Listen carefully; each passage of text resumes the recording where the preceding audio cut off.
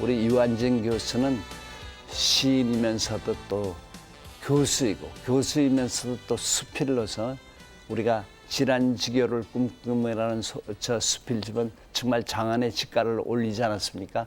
그런 이 세 가지 다 잘하시는 우리 유한진 교수님 나와주셨습니다. 선생님 안녕하세요. 반갑습니다. 예, 민속 시집을 내신다고 그렇게 네. 소문이 났던데. 예, 제가 유학에서 우리 민속의 소중함을 예. 좀 깨달았어요. 그래서 한국인을 한국인으로 키워온 지혜로운 그 육아 방식, 양육 방식, 교육이라든지 그런 데 대한 자료를 모아서 한 30년 연구를 했는데 그것이 이제 학문적인 연구서로서 책이 몇 권이 나왔고요. 네. 그다음에 일반 교양으로 읽을 수 있는 책이 몇 권이 나왔는데 시로 쓴 것은 없었어요. 그래서 그 시로 쓴 걸 따로 모아놨더니 그게 한 80편 가까이 됐어요. 그래서 그걸 따로 묶어서 그 시집을 한번 내보는 것이 자료를 주신 그 돌아가신 그 어르신들에 대한 좀 예의일 것 같기도 하고 또 고마움 표시인 것 같기도 하고 그래서 저 시집을 발간하게 된 그 어떤 특별한 동기라도 있으세요? 그래? 그 민속 시집은 그 제가 시집 한 권 분량이 모여진 것에 대해서 그래서 이제 그하고 그 시집 신작 시집을 만들고 그것으로서 이제 제가 좀 새로운 어떤 시적 변신을 꾀해보는 시집으로서는 지난번에 거짓말로 참말하기라는 네. 시집이 나왔었는데 그것과는 다른 이것은 시집이고요.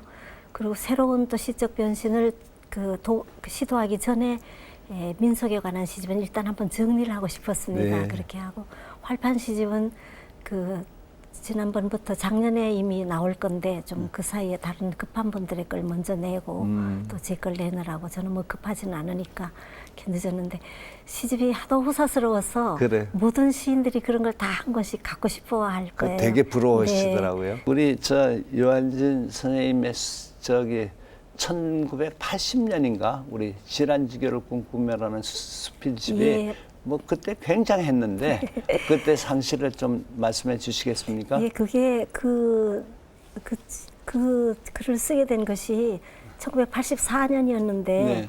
제가 학교에 그때가 데모가 심할 때였어요. 네.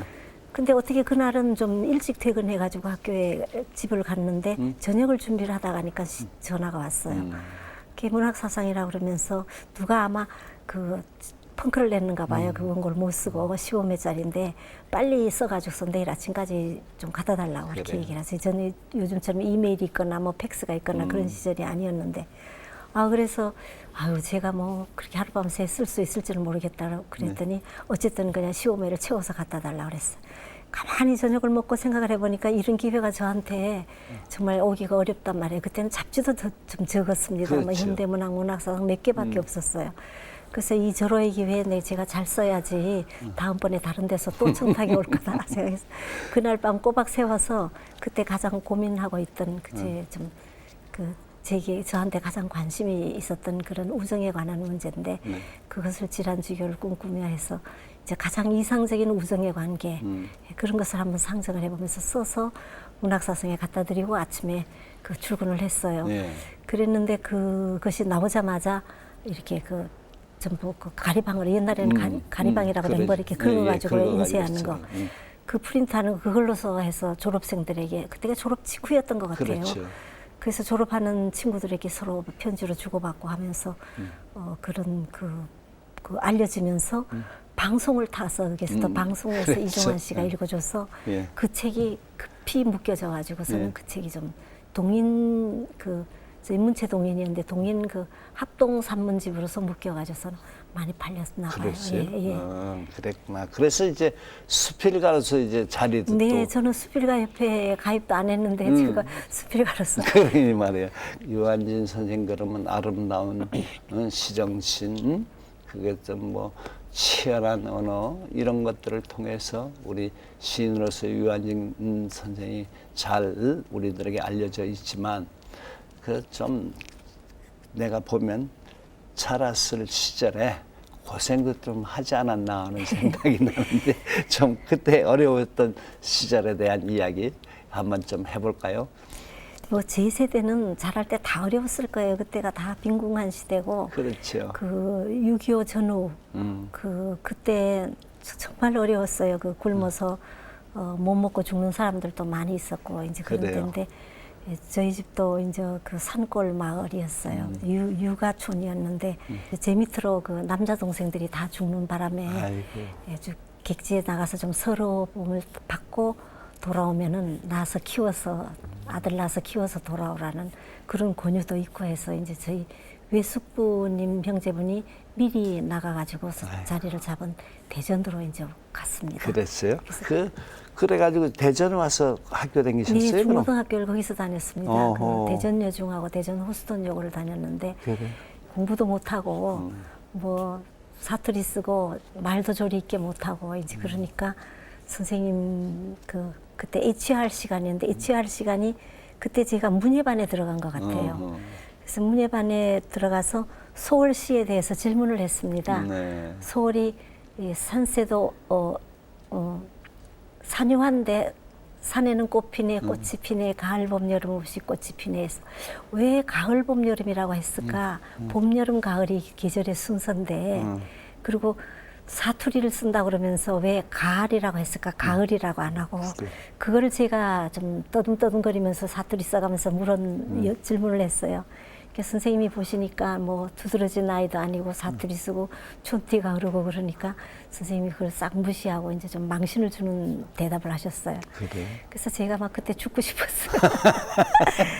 정말 그 마루 바닥에 옹이가 이렇게 있었는데 그게 외정시대 때 지은 여학교 대전여중 여학교이기 때문에 그 옹이들이 빠져서 쥐들이 글로 들락날락했어요.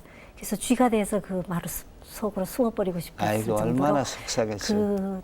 그 치욕감이 아주 너무너무 심했어요. 그랬어요. 그 후에 이제 질문도 못하는 아이가 되면서 입도 뻥긋 못했죠. 뭐 그러면서 울분과 뭐 증오와 이런 것이 모여서 아우 제가 그냥 시인이 아니면 아무것도 안 된다. 그래. 시인이 되는 것이 그 선생님에 대한 복수인 것 같은 왜 그런 생각을 했는지 잘 모르겠어요. 그래요. 자, 이제는 문학적으로 이렇게 동기와 그 성장의 역사를 이제 스승과의 관계 위에서 우리가 한번 이제 꾸며 봤는데 드라마로 한번 꾸며 봤는데 한번 보실까요? 예.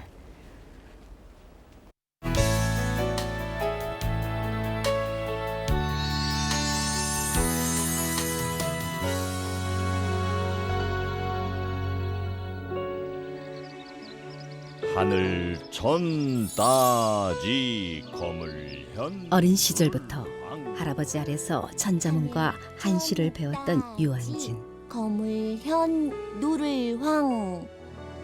그래, 천지현황이라.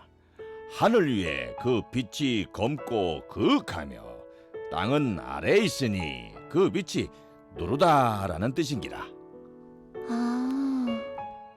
할아버지는 시를 쓰는 사람의 마음가짐을 유한진에게 담아주었다. 거칠황.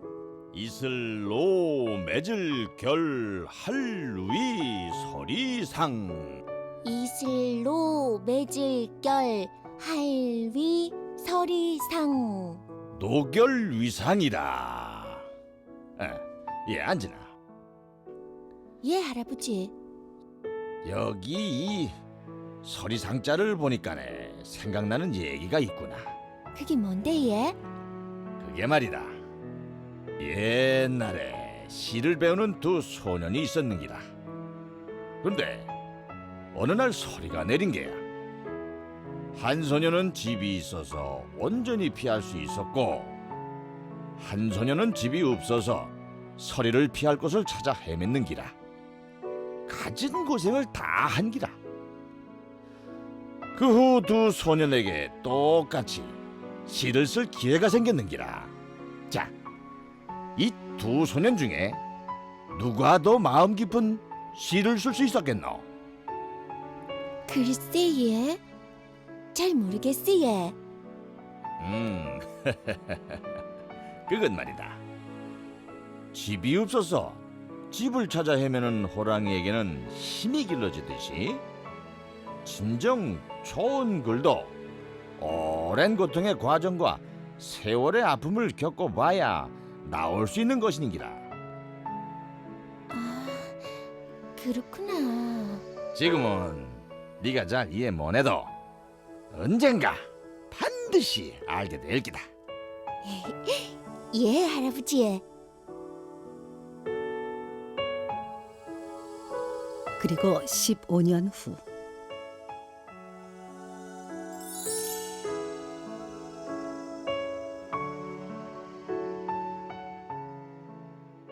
유군, 시장 노트 가지고 한양대로 한번 오게나. 시인의 꿈을 안고 박목월 선생에게 엽서를 보냈던 유한진은 박목월 선생으로부터 답장을 받고 그를 찾아가는 길이었다.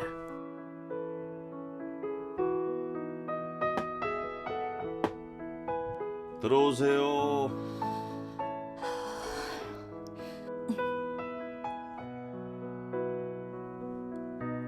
안녕하세요, 선생님. 오호라. 자네가 유군인가? 예, 선생님. 어서 오게. 가만 있어봐. 근데 어쩌지? 내가 약속이 생겨서 금방 가야 할 것 같은데. 그럼 제가 점심이라도 대접해드리고 싶은데 오호. 좋아. 같이 점심 먹을 시간은 있네.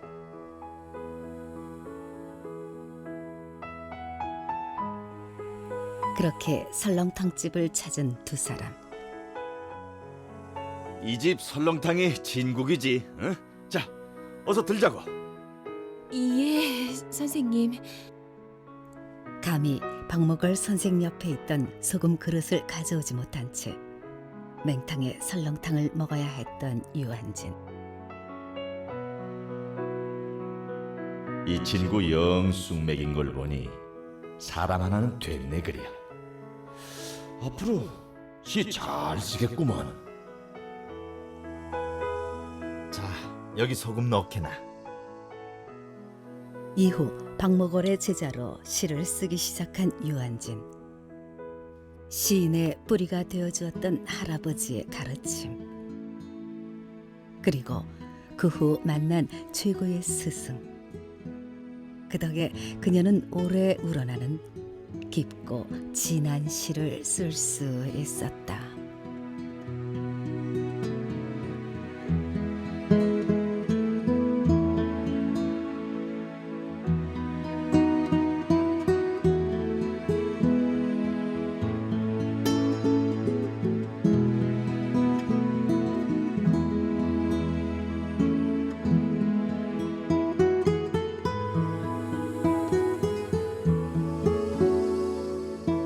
화면을 보니까 우리 할아버지가 환하게 능통하시고 또 더욱이나 손녀에게 한시를 가르치셨나 봐요. 그죠? 그 다른 분들은 손자에게 그 천자문을 가르치시는데 할아버님은 제가 손녀이기 때문에 굉장히 섭섭해 하셨는데 그 좀 화가 나셨나 봐요. 그래서 네. 저한테 천자문과 동몽선습을 가르쳐 주셨어요. 그래요. 그래서 그 두 가지를 할아버지로부터 배웠는데 요즘에는 많이 도움이 됩니다. 그래요. 그때는 그게 참 싫었는데요. 그 시스인데 한 천자문이 그 250수의 사언절구 그 시자 한 시잖아요. 그래요. 그게 좋았고요. 그리고 동몽선습이 제가 홍역을 그 시작해가지고 홍역하느라고 중단을 했는데 인륜에 대해서 인간의 도리라든지 인간의 삶에 대해서 지금 생각하니까 참 좋은 글이었다. 그래, 재미있다, 윤리적인 이렇게 생각이 어떤 됩니다. 틀을 예, 마련하는 하나의 예. 그 어린 날의 계기가 됐던 네, 거 아닌가 예. 이런 생각이 됩니다. 예. 그래, 저 할아버지 떠나서 이제 대전에 와서 공부하실 때 이제 문학의 길로 가겠다 했을 때 그 뭐 누구 도움을 그 당시에는 받을 수도 없었지 않겠어요? 도움을 받아야 되는지도 안 받아야 되는지도 몰랐고요. 몰랐고, 또 그 6.25 후라서 그런지 군대 깊이 해가지고 선생님들이 요즘처럼 참 교직이 좀 이상한데 그렇죠. 시골 학교니까 잠깐씩 왔다가 이제 또 군대 피해서 가시거나 또 군대 징집이 돼서 가시고 그래서 선생님들이 수시로 바뀌셨어요. 그래서 뭐 모르고 그냥 소월 시집 같은 헌책방에서 그 옛날에 책이 귀했으니까 그거 빌려서 달달 외우고 뭐 그러는 것으로서 시 공부를 하지만은 마음 시 공부라는 공부도 모르고 그냥 국어책 글 잘 읽고 그거 좀 잘 외우고 그러면 그게 시 공부인 줄 알았어요. 그랬어요. 예, 예. 어디 대학에 들어와서 어떻게 해서 그 모고 선생님을 찾아가게 되셨어요? 그래. 그 저 5.16 혁명 이후에 학교가 늘 휴교가 되니까 그래. 도서관에도 못 가도록 정문에서 막고. 군인들이 지켰습니다. 예. 그래서 그리고 또 그 가정교사는 저녁에 학생이 하학을 해야 시작을 하니까 낮 동안의 시간은 그냥 자취방에서 혼자 있는 것이죠. 그래서 시 같은 것을 끌적거리다가 책방에 가서 현대문학을 사서 보니까 무골 선생님께서 추천위원이시더라고요. 그래. 그래서 그거 추천 받은 분은 막 시인이 됐다고 좋아가지고 그 소감도 쓰시고 그랬어요. 그래서 내가 시 공부를 해야지. 무골 선생님이 옛날에 제 시에 대한 총평이라고 하면 이상하지만은 백일장에서 말씀하실 때 계속 제 식구를 예를 들어서 말씀하셨는데 그 생각이 났어요. 그래서 한양대학에 계시다는 걸 알고 편지를 올렸더니 엽서를 보내셨어요. 그래. 참 정말 그 바쁘신 어른이 대단하세요. 그 엽서에 보니까 유군 시장 노트를 가지고 한양대로 놀러 오게 이렇게만 딱 써 있어요. 그래서 이제 제가 시장 노트를 급조해가지고 만들어서 옮겨서 일기장에 있는 그 시를 시 같은 것을 노트에다가 옮겨 써가지고서 예. 그걸 안고 그 한양대학으로 가면서도 선생님 안 계셨으면 얼마나 좋을까라는 그런 그 오마저마한 생각을 하고 갔는데 선생님이 계셨습니다. 그때. 첫 마디가 뭐라고 그러십니까? 그 자네가 유군인가 그렇게 얘기를 하셨어요.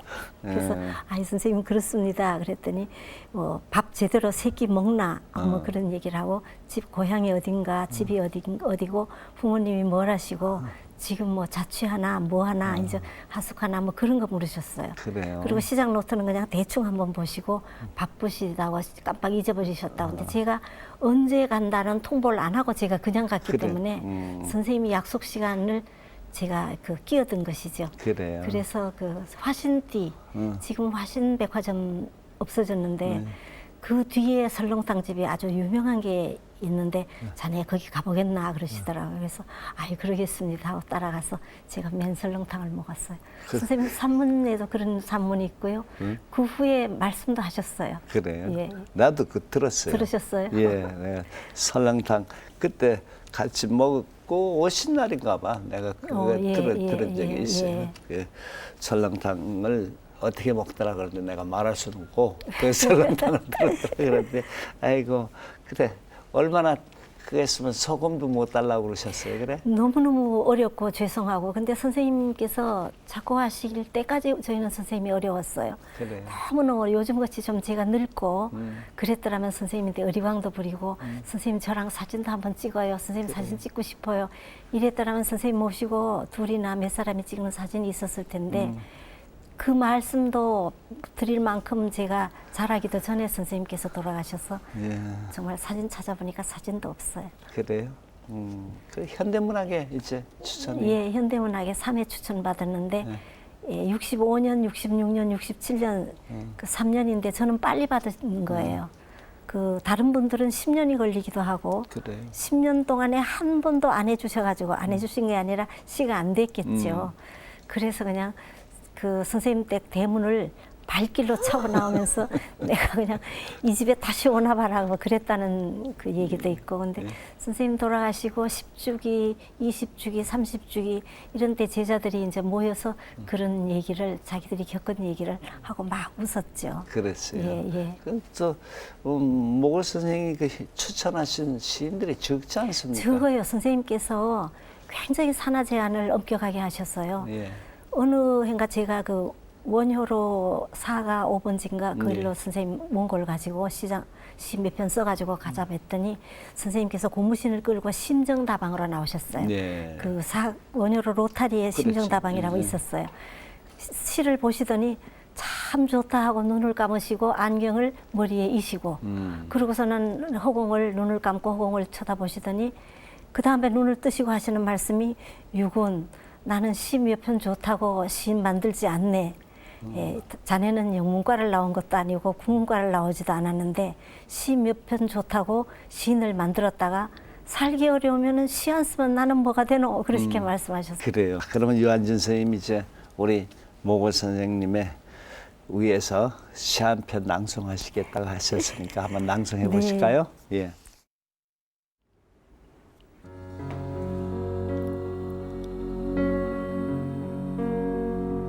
시의 서사시의 고향 모골리 유안진. 한백년 나그네 길 사랑도 수릭듯이 익어가는 마을이 있어라. 발목이 빠지도록 달빛 쌓이는 마을이 있어라. 불현듯 찾아가고 싶은 마을이 있어라. 강나루길을 돌아 초록빛 물결 치는 마을이 있어라. 밀밭 향기 거느리고 시선이 사는 마을이 있어라. 그곳은 모골리. 낮이거나 밤이거나 달뜨는 하늘 아래 바람 부는 사시사철 가쁜 숨결 쓸어주는 크고 부드러운 손의 박목을 우리 시의 큰 스승님 박목을의 모골리에 서사시의 고향다이 박목을이 계시옵니다. 가랑잎 같은 사투리에 시의 나라가 있습니다. 가랑잎 같은 사투리에 시의 나라가 있습니다.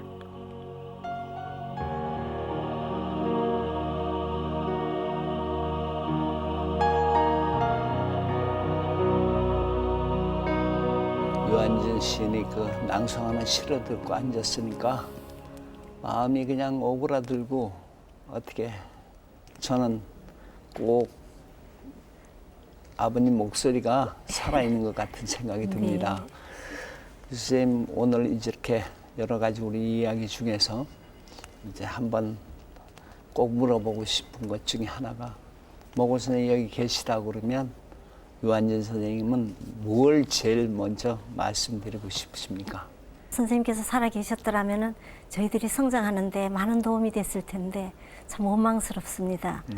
선생님 너무 일찍 돌아가셨고, 그리고 선생님께서 제자들의 공평하게 하시느라고 시집 시리즈를 내주실 때도 제자들의 시집은 안 내주셨어요. 네. 그때는 시집 한번 내기가 굉장히 어려웠을 텐데, 그래도 우리가 너무 어리고 또 스스로 잘 알기 때문에 선생님께 말씀은 못 드렸지만은 그 20주기, 30주기 때 저희들이 모여서 선생님들이 제자들에게는 그렇게 엄격하셨다 그런 말씀을 하셨는데, 그것은 그 시단에 공평하게 하시느라고 당신 제자이기 때문에 안 하신 거, 못 해주신 것 같아요.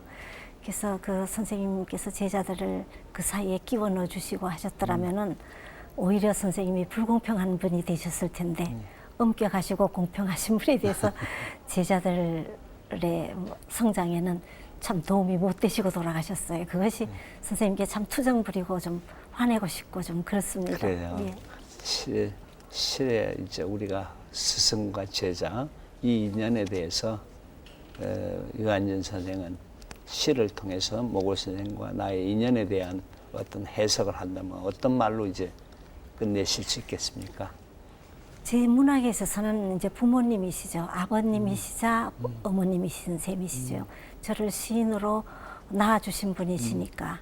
그리고 제가 요즘 시에 대해서 퇴직을 하고 나서 시에 대해서 더 집중하게 되고 시를 더 깊이 생각을 하면서 선생님께서는 정말 가슴으로 시를 쓰시는 분이셨어요. 경상도 사투리가 굉장히 우악스럽고 거친데도 선생님의 시 속에 들어가면 너무너무나 부드럽고 간절하고 따뜻하고 그렇게 변해버려요. 그래서 저도 어떻게 하면 가슴으로 쓸 수 있는 시를 쓸 수 있는 그런 시인이 될 것인가에 대해서 선생님을 많이 생각합니다. 우리 유한진 선생님 말씀 들으면 우리가 정말 사실은 선생님 속에서 내가 쳐다보고 산 것에 대한 고백이라 생각이 되면서 그들의 있었던 것과 지금 자란 것과의 사이에서 해안이 가슴에 뭉쳐 있음을 제가 들을 수 있어서 아주 이 고백이 여러분들에게 스승과 제자의 관계가 어떻게 익어가는가에 대한 하나의 좋은 어떨까 표본이라고 그럴까 좀 좋은 이야기가 되지 않을까 이런 생각을 합니다. 오늘 유한진 선생님 어려운 걸음 하셔가지고 진솔하게 우리들에게 일러주시고 고백해 주셔서 고맙습니다. 감사합니다.